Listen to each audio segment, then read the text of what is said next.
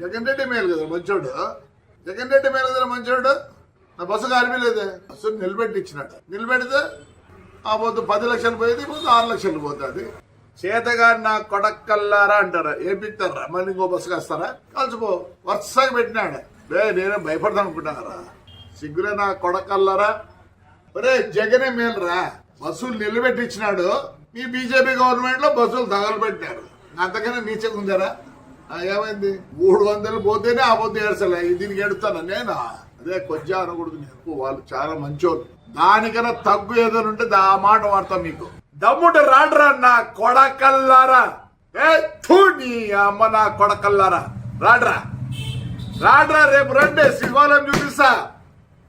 4 కోట్లు 3 కోట్లు అవుతుందిరా. గవర్నమెంట్ 80 లక్షలు ఇచ్చింది. 650 సంవత్సరాలు గుళ్ళురా.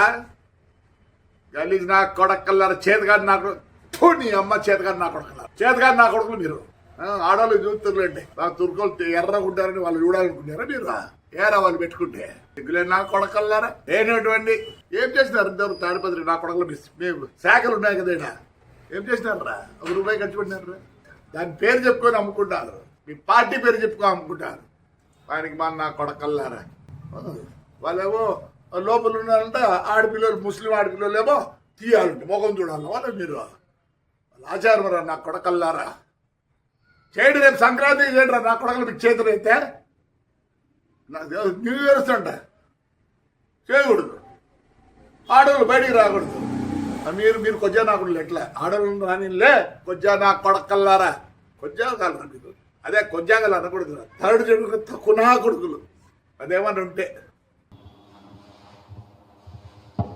జేసీ ప్రభాకర్ రెడ్డిని నేరుగా హెచ్చరిస్తా ఉన్నాను.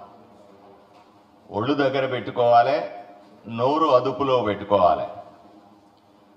నోటికొచ్చినట్టుగా భారతీయ జనతా పార్టీని కానీ, భారతీయ జనతా పార్టీ అనుబంధ సంస్థల్ని కానీ, ఆర్ఎస్ఎస్ లాంటి మహోన్నతమైనటువంటి సంస్థను కానీ నోటికొచ్చినట్లుగా మాట్లాడితే చూస్తూ ఊరుకునేది లేదు. తగిన విధంగా బుద్ధి చెబుతామనే విషయం ఆయనకు అర్థం కావాలి. ఎక్కడో ఒక మూల కూర్చొని ఆడింది ఆట పాడింది పాట అని ఆడెవరు సమాధానం చెప్పేవాళ్ళు లేరు. కాబట్టి ఏ చెట్టు లేనప్పుడు ఆనందం చెట్టే మహావృక్షం అన్నట్టుగా అక్కడ 2 కెమెరాలు పెట్టుకుని నోటికొచ్చినట్టు వాగుతుంటే చూస్తూ ఊరుకోవడానికి భారతీయ జనతా పార్టీ కార్యకర్తలు సిద్ధంగా లేరు. మహిళల్ని గౌరవించలేని వ్యక్తి మహిళల గురించి ఏం మాట్లాడుతున్నాడు ఆయన? ఆ ఊర్లో మహిళలు కానీ సమాజంలో మహిళల పట్ల గౌరవంతో ఉండాల్సిన అవసరం ఉంది. పార్టీ కార్యకర్తల పట్ల, పార్టీల పట్ల బాధ్యతతో వ్యవహరించాల్సిన అవసరం ఉంది. కెమెరా ముందుంది కదా అని నోటికొచ్చినట్టు మాట్లాడితే దాని పరిణామాలు చాలా తీవ్రంగా ఉంటాయని జేసీ ప్రభాకర్ రెడ్డిని హెచ్చరిస్తా ఉన్నాం. ఇప్పుడు జగన్మోహన్ రెడ్డి ఆయన 5 ఏళ్లు తిట్టుకున్నారు. ఈరోజు మళ్ళీ వచ్చి జగన్మోహన్ రెడ్డి బెటర్ అంటున్నాడు. ఏ రకంగా బెటర్ చెప్పాలి కదా. ఆయన బస్సులు ఆపేశాడు, వీళ్ళొచ్చి బస్సులు కాల్చారు అంటున్నారు. ఎవరు బస్సులు కాల్చారో ప్రభుత్వం విచారణ చేస్తుంది, పోలీసులు విచారణ చేస్తారు. మేము కూడా కోరుతా ఉన్నాం, బస్సులు కాల్చిన వాళ్ళని కఠినంగా శిక్షించాలని కోరుతా ఉన్నాం. బస్సుల్ని బీజేపీ కార్యకర్తలు కాల్చారని ఏం కలగన్నాడా?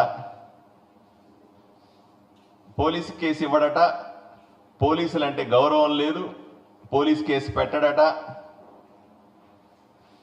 పోలీసుల్ని ఎస్పీల్ని నోటుకొచ్చినట్టు మాట్లాడతాడు. ఈయన సభ్య సమాజంలో ఉన్నాడా, ప్రజాస్వామ్యంలో ఉన్నాడా, ఇంకా ఆటవిక రాజ్యంలో ఉన్నాడా?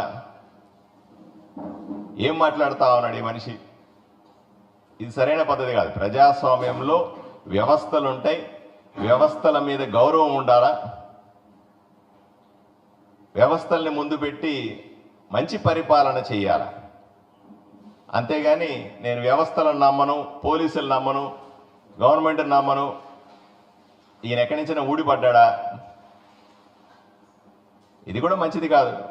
ప్రజాస్వామ్యంలో ప్రజాస్వామ్యబద్ధంగా నడుచుకోవాలని ఆయనకి హెచ్చరిస్తా ఉన్నాం, ఆయనకి సూచిస్తా ఉన్నాం.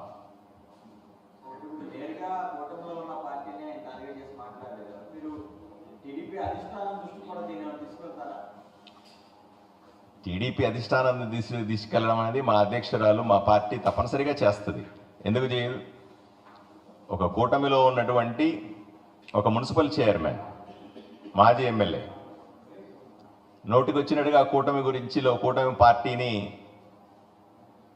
ఆయన మాట్లాడుతున్నది బీజేపీ గురించి మాట్లాడుతా ఉన్నాడు. బీజేపీ గురించి మాట్లాడేటువంటి అర్హతలు ఏమున్నాయి ప్రభాకర్ రెడ్డి చెప్పండి? దేశంలోనే పెద్ద పార్టీ, ప్రపంచంలోనే పెద్ద పార్టీ.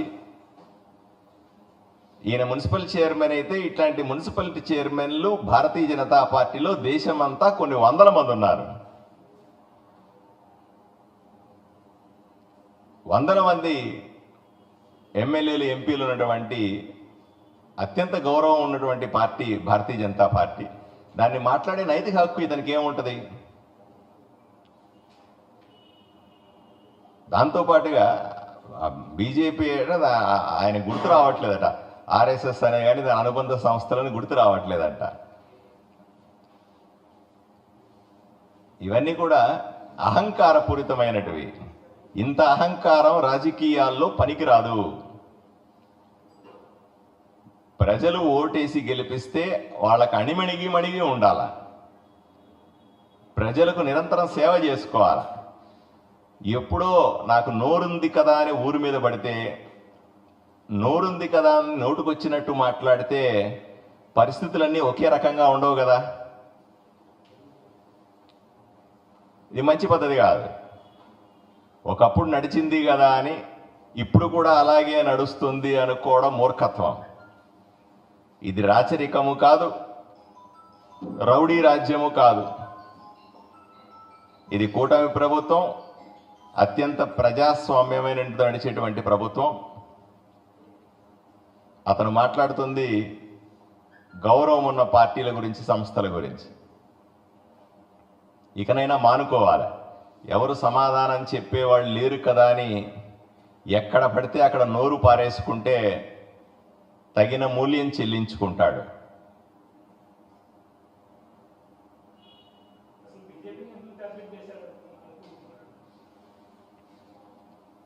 బీజేపీని ఎందుకు టార్గెట్ చేశారు ఆయన్ని అడగాలి. బీజేపీ గురించి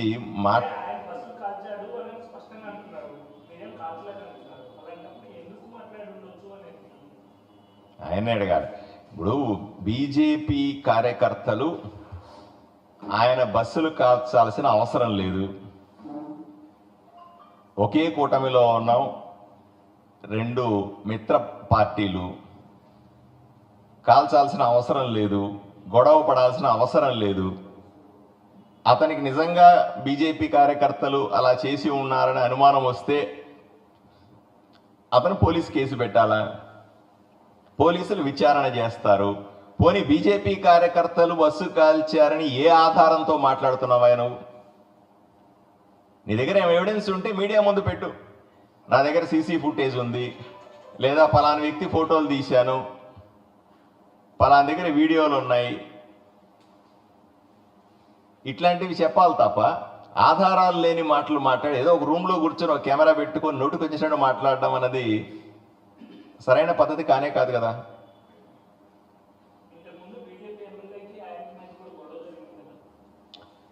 పార్టీల మధ్య 100 గొడవలు ఉంటాయి. పార్టీల మధ్య గొడవల్ని ఇప్పుడు ఆయన ఒక పార్టీలో ఉన్నాడు, భారతీయ జనతా పార్టీ ఆయన సిద్ధాంతాలు వేరే, భారతీయ జనతా పార్టీ సిద్ధాంతాలు వేరే అయి ఉండవచ్చు. రెండు పార్టీల మధ్య జరుగుతున్నటువంటి సైద్ధాంతిక విభేదాల్లో ఇంతకుముందు విమర్శించుకుని ఉండొచ్చు కూడా. అంతలో మాత్రాన పొత్తు వచ్చిన తర్వాత, ఒక కూటమి ఏర్పడిన తర్వాత, కూటమిలో అతిపెద్ద మెజారిటీతో గెలిచిన తర్వాత ఈరోజు ఆయన చేస్తున్న వ్యాఖ్యలు ప్రజాస్వామ్యబద్ధంగా లేవు. నోరు అదుపులో ఉండాలి ఎవరికైనా సరే, ఒక రాజకీయ నాయకుడికైనా సరే. మనల్ని చూసి 10 మంది రాజకీయ నాయకులు, 10 మంది పౌరులు మెచ్చుకునే విధంగా ఉండాలి.